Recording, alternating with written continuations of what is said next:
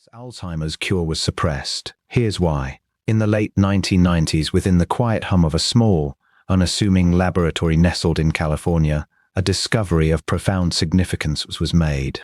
It wasn't a flashy new drug developed after years of complex trials, nor was it a cutting-edge gene therapy requiring intricate procedures. Instead, Dr. Alistair Finch and his dedicated team stumbled upon something far simpler, something remarkably cheap. They identified a specific, synergistic combination of readily available vitamins and essential amino acids.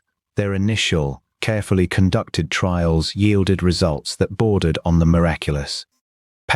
Individuals who had been grappling with moderate Alzheimer's disease, began to show tangible signs of improvement. The relentless march of memory loss, a hallmark of this devastating condition, demonstrably slowed.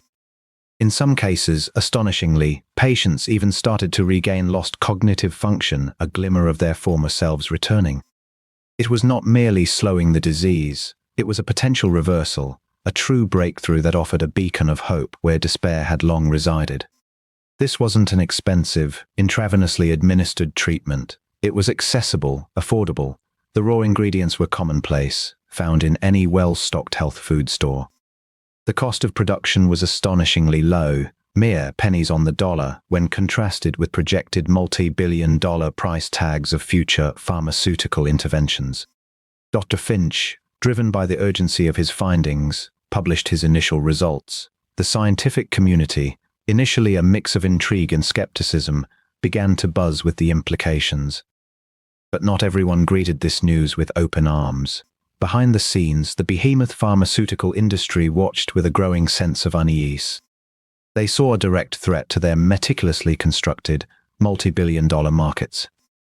Imagine, for a moment, a world where a debilitating disease like Alzheimer's could be treated effectively and affordably. Such a scenario would decimate the profitability of their existing drug portfolios, drugs that, crucially, only managed symptoms, offering temporary relief but no true cure. Suddenly, as if a switch had been flipped, funding for Dr. Finch's lab began to evaporate. Grant applications, once routinely approved, were now met with inexplicable rejections.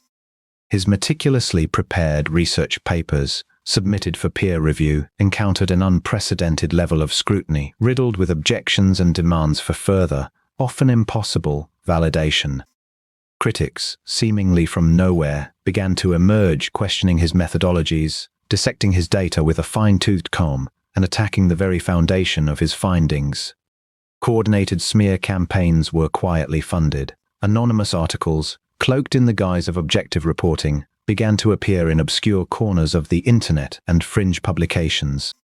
These pieces artfully painted Dr. Finch not as a pioneering scientist, but as a charlatan, a purveyor of false hope preying on the vulnerable. His hard-earned reputation, built over years of dedicated research, began to crumble under the relentless onslaught. Yet the evidence, the tangible results witnessed by patients and their families remained compelling. People were getting better. Their loved ones saw the undeniable, life-altering changes with their own eyes. They pleaded, they begged, for access to this treatment that offered a lifeline where so much had been lost. The scientists were being silenced, the data deliberately hidden, but the truth, they believed, was still out there, waiting to be unearthed. One of Dr. Finch's most trusted lead researchers, Dr. Lena Hansen, a brilliant mind in her own right, began to feel a growing sense of unease. She noticed subtle yet disturbing inconsistencies. Data points, she suspected, were being subtly altered. Negative results, perhaps inconvenient for the narrative being pushed, were being exaggerated, while the overwhelmingly positive outcomes were consistently downplayed, almost erased. Driven by a profound sense of duty and a gnawing suspicion, she began to keep a secret log. Meticulously, she copied patient files, documenting every questionable instruction, every hushed conversation, every subtle pressure applied to Finch. She witnessed firsthand the immense weight of the siege being laid upon him. He was a man under immense pressure, his funding gone, his reputation in ruins, facing the looming threat of lawsuits and professional ruin. The pressure was almost unbearable. Then, years later, a seismic shift occurred with the declassification of certain documents and the surfacing of whistleblower testimonies. These revelations exposed a meticulously orchestrated, covert effort. It became clear that powerful forces within Big Pharma had actively and aggressively worked to discredit Dr. Finch and his groundbreaking research.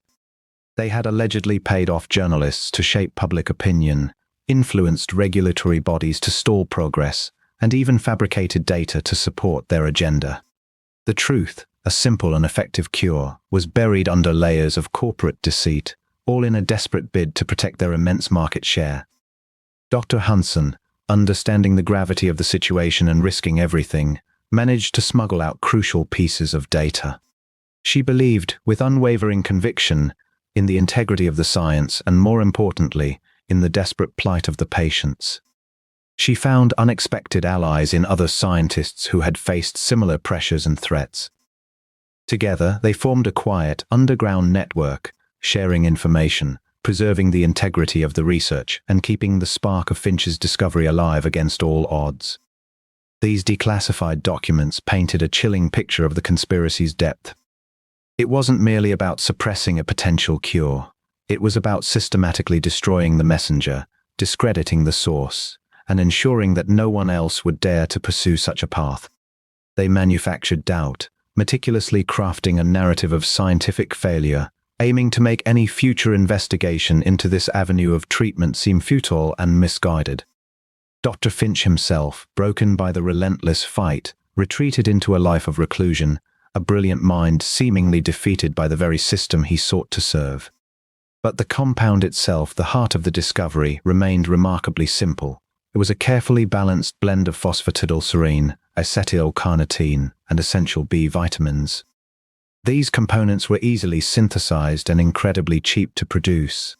Its efficacy lay in its ability to target the underlying inflammation that plagues the Alzheimer's brain, to actively assist in the repair of damaged neuronal pathways, offering genuine hope where previously there was only a void. Consider the sheer scale of suffering. Millions of individuals battling this disease, families drained emotionally and financially by the immense burden of care, the profound loss of loved ones while they are still alive. All of this, potentially exacerbated, if not directly caused, by the deliberate suppression of an affordable cure, a cure that threatened the immense profits of powerful corporations. This is not a theoretical musing. It is, according to these revelations, documented history. Dr. Hansen's smuggled data became the irrefutable cornerstone of this truth.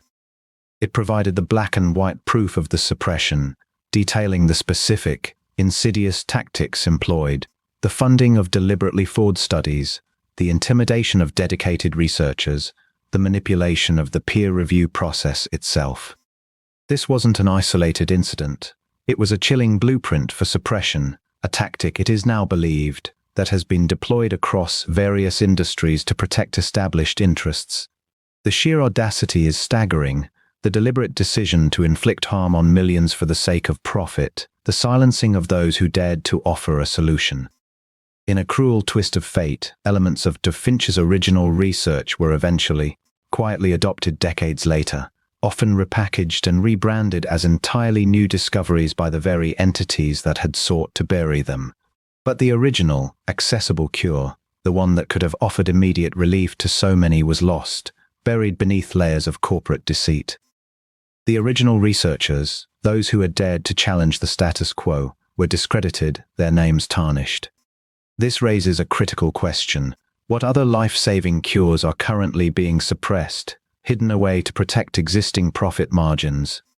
We must begin to ask these difficult questions, to look beyond the accepted narratives, and to recognize that the truth is often concealed in plain sight, waiting for us to uncover it. This story serves as a stark, sobering reminder that science, the pursuit of knowledge, is not always a pure endeavor. It can be corrupted by greed, manipulated by power, and twisted to serve agendas far removed from the public good. The suppressed lab, and the stories it holds, represent countless instances of progress halted, lives irrevocably impacted, and vital truths denied.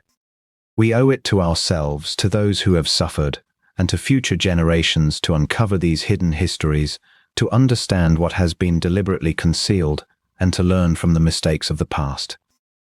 Because, more often than not, the most valuable discoveries, the ones that could truly change the world, are precisely the ones they least want you to find. Subscribe to find out.